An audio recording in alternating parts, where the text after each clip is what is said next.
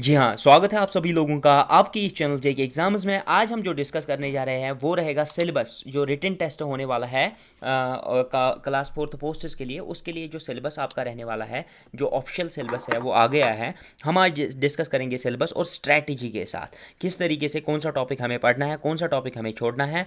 और अभी तक अगर आप इस चैनल पर नए हो, पहली बार वीडियो देख रहे हो, तो चैनल को ज़रूर जाके सब्सक्राइब करना और घंटी का आइकन ज़रूर दबा के रखना, ताकि आपको लेटेस्ट वीडियोस के अपडेट्स हमारी चैनल से मिलते रहे। शुरू करते हैं बेसिक मैथमेटिक्स से। बेसिक मैथमेटिक्स में हमारे 20 मार्क्स रहने वाले हैं। देखो, अगर देखा जाए पूरी तरीके से ऑब्जर्वेशन के साथ, अगर ये सिलेबस पूरी तरीके से देखा जाए, जो अभी तक हमारे पास सिलेबस है ऑफिशियली, वो टोटली इनकरेक्ट है। आप बोलोगे क्यों? आपका प्रश्न आप यहाँ पर ये होगा क्योंकि यहाँ पर अगर आप देखोगे नोटिफिकेशन में, तो यहाँ पर 3 तरीके के पोस्ट्स निकाले गए हैं। 3 तरीके के पोस्ट जो है, पहला जो है वो रहेगा आपका यूटी बेस्ड जो पोस्ट रहेगा पूरे मतलब जम्मू एंड कश्मीर के लिए, उसमें टोटल रिटन टेस्ट के लिए 85 मार्क्स रखे गए हैं, जिसमें 15 मार्क जो बचते हैं ना आउट ऑफ 100, उसमें 5 मार्क्स रखे गए हैं उन लोगों के लिए जिनकी फैमिली में कोई भी मेंबर प्रेजेंटली गवर्नमेंट सर्विस में जॉब ना करता हो। और 5 मार्क्स रखे गए हैं चाहे वो विडो हो, डाइवर्सड वुमेन हो, जुडिशली सेपरेटेड वुमेन हो, या ऑर्फन गर्ल्स के लिए रखे गए हैं। और इसके अलावा जो 5 मार्क्स रखे गए हैं वो कैजुअल लेबर वर्कर्स के लिए रखे गए हैं। तो टोटल 85 मार्क्स का हमारा यूटी बेस्ड पोस्ट रहने वाला है। अब अगर यहाँ पर डिवीजन बेस्ड यानी कि जम्मू डिवीजन और कश्मीर डिवीजन की बात करेंगे, तो इसमें 80 मार्क्स का टोटल रिटन टेस्ट रहने वाला है। तो अगर पूरी तरीके से बात करेंगे तो यहाँ पर जो 20 मार्क्स बचते हैं आउट ऑफ 100 मार्क्स, वो पूरी तरीके से यहाँ पर डिफरेंट कैटेगरीज के लिए दिए गए हैं, जो आपने नोटिफिकेशन से पूरी तरीके से पढ़ा होगा। अगर डिस्ट्रिक्ट वाइज पोस्ट्स की बात करेंगे तो इसमें रिटन टेस्ट के लिए टोटल 75 मार्क्स रहेंगे। बट जो इन्होंने यहाँ पर सिलेबस निकाला है पूरी तरीके से, अगर आप इस सिलेबस को देखोगे, एनेक्जर सी में लिखा गया है, तो इसमें पूरी तरीके से अगर आप यहाँ पर देखोगे तो इन्होंने 100 मार्क्स के लिए सिलेबस निकाला है, तो जो कि पूरी तरीके से एक्यूरेट यहाँ पर मार्क्स के हिसाब से नहीं रहने वाला है। बट आपको क्या करना है, पोर्शंस यही रहेंगे सिलेबस में, जो इनका मार्क्स के हिसाब से ब्रेकअप है वो थोड़ा सा उधर इधर हो सकता है। किसी पोर्शन में मार्क्स थोड़े से कम किए जाएंगे और किसी पोर्शन में थोड़े से मार्क्स इंक्रीज किए जाएंगे। ऑलमोस्ट हर किसी पोर्शन में मार्क्स थोड़े से कम किए जाएंगे। अब अगर यहाँ पर बेसिक मैथमेटिक्स की बात करेंगे तो इन्होंने इसमें 20 मार्क्स रखे हैं। बेसिक मैथमेटिक्स में आपने इन्होंने कौन कौन से टॉपिक्स रखे हैं, जैसे पहला percentage, average, time, work and distance. इसके अलावा इन्होंने रेशो एंड प्रपोर्शंस पे रखा है, problems on edges, probability, LCM, HCF और मेंसुरेशन रखी है। इन टॉपिक्स में सबसे ज़्यादा आपको किन किन टॉपिक्स पे फोकस करना है? सबसे पहले परसेंटेज वाले टॉपिक्स जितने भी आते हैं, 10th बेस्ड मैथमेटिक्स, इसके लिए आपको कंसल्ट करना है, एनसीईआरटी कंसल्ट कर लो 10th बेसिस बेसिक का। इसके अलावा 8th, 9th और 10th का मैथमेटिक्स जो है, जो भी परसेंटेज के क्वेश्चंस आपको मिलेंगे वो आपको पूरी तरीके से कवर करने हैं। एवरेज की अगर बात करेंगे तो इसके लिए आपको 10th क्लास की फिजिक्स और 9th क्लास की फिजिक्स कंसल्ट करनी पड़ेगी। 9th क्लास का फिजिक्स का वाला जो चैप्टर है वो आपको पूरी तरीके से इसके लिए कंसल्ट करना पड़ेगा। और 10th क्लास का मैथमेटिक्स, 9th का भी अगर इंक्लूड करोगे एनसीईआरटी बेस्ड बुक, तो वो भी आप यहाँ पर इंक्लूड कर सकते हो।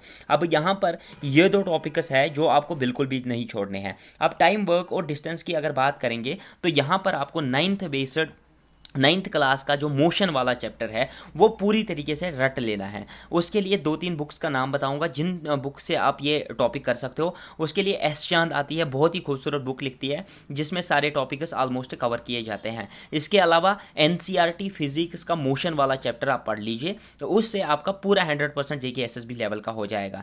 थर्ड थिंग, अगर आप थोड़ा सा हायर करना चाहते हो, थोड़ी सी हायर प्रिपरेशन रखना चाहते हो, तो प्रदीप की बुक आती है।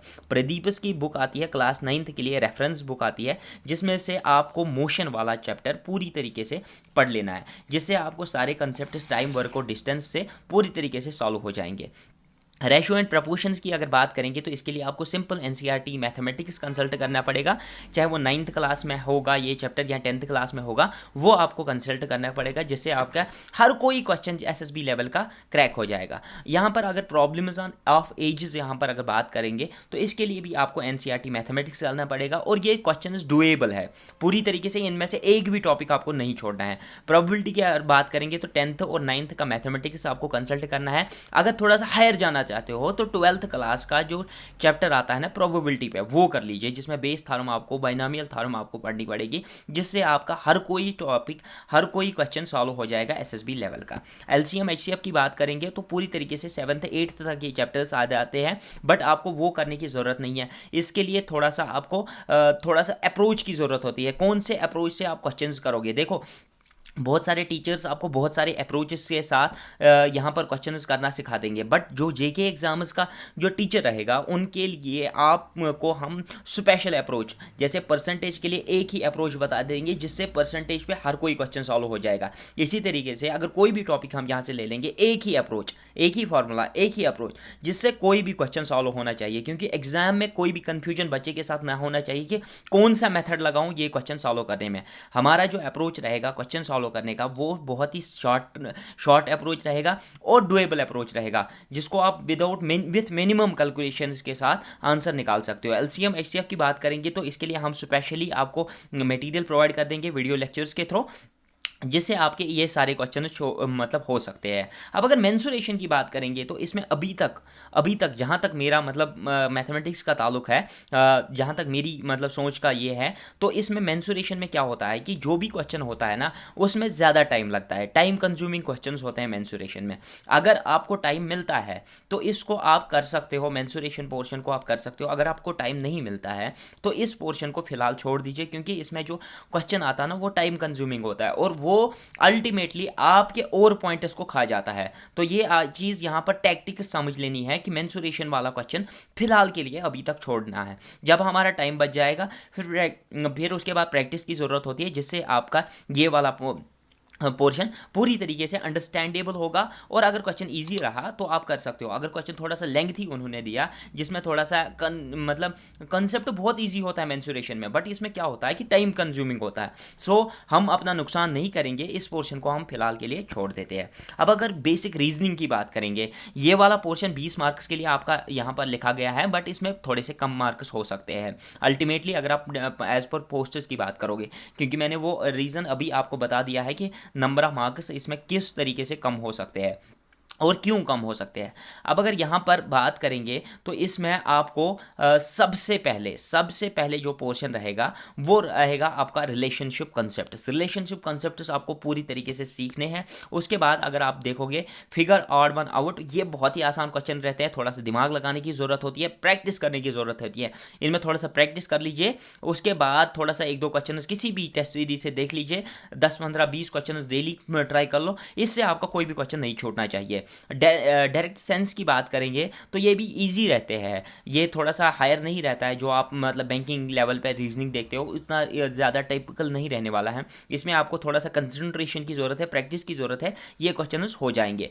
अब अगर यहाँ पर फिगर सीरीज कंप्लीशन की बात करेंगे, इसमें भी आपको प्रैक्टिस की ज़रूरत है, थोड़ा सा टेक्निक सीखने की ज़रूरत है, जिससे आपके ये क्वेश्चंस भी हो जाएंगे। वेन डायग्राम्स की अगर बात करेंगे तो पूरी तरीके से आपको 11th क्लास का मैथमेटिक्स कंसल्ट करना है, उसमें से जो टॉपिक्स है उसमें सेट थ्योरी आपको पूरी तरीके से पढ़नी है। सेट थ्योरी में सेकंड पार्ट जो आता है वो वेन डायग्राम्स में आता है। वेन डायग्राम्स को आप 11th क्लास के मैथमेटिक्स एनसीईआरटी बुक से पढ़ लीजिए, आपका हर कोई क्वेश्चन ईजिली सॉल्व हो जाएगा और with small tricks and tactics के साथ वहाँ पर लिखा गया है। अगर आप वो कंसल्ट करोगे आपको बहुत ही ज़्यादा फायदा रहने वाला। नंबर सीरीज़ की बात करेंगे तो आमतौर पर देखा जाता है कि जो नंबर सीरीज़ पे क्वेश्चन होते हैं उनमें ऐसा लॉजिक दिया जाता है ना एग्जाम में, जो बच्चे को 2-3 मिनट के अंदर अंदर समझ नहीं आता है। कभी कभी इसमें क्वेश्चन आसान भी आ जाता है, बट इसमें जो लॉजिक दिया गया है, मान लो 1 दिया गया है फिर 3 दिया गया है, अब ये 3 कहाँ से आता है 1 के बाद, तो उसके पीछे एक लॉजिक होता है, उस लॉजिक को समझने में बच्चे को टाइम लगता है।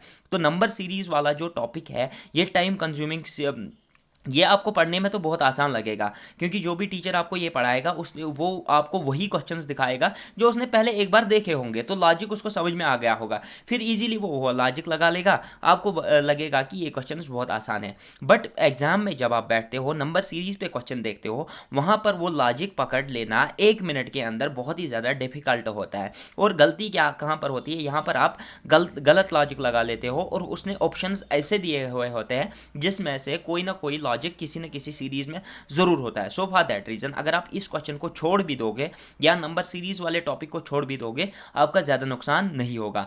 यहाँ पर कोडिंग डिकोडिंग की बात करेंगे तो बहुत ही इंटरेस्टिंग टॉपिक है। इसके लिए मैं अप्रोच जो बताऊंगा उस अप्रोच को आप जान लेना, उस अप्रोच को समझ लेना, हमारी वीडियो लेक्चर्स पूरे तरीके से देख लेना, आपको ये वाला टॉपिक बहुत ही आसान लगेगा बाद में। यहाँ पर बेसिक रीजनिंग खत्म हो गई। अब आते हैं थर्ड वाले पोर्शन के लिए जो हमारा इंग्लिश रहेगा।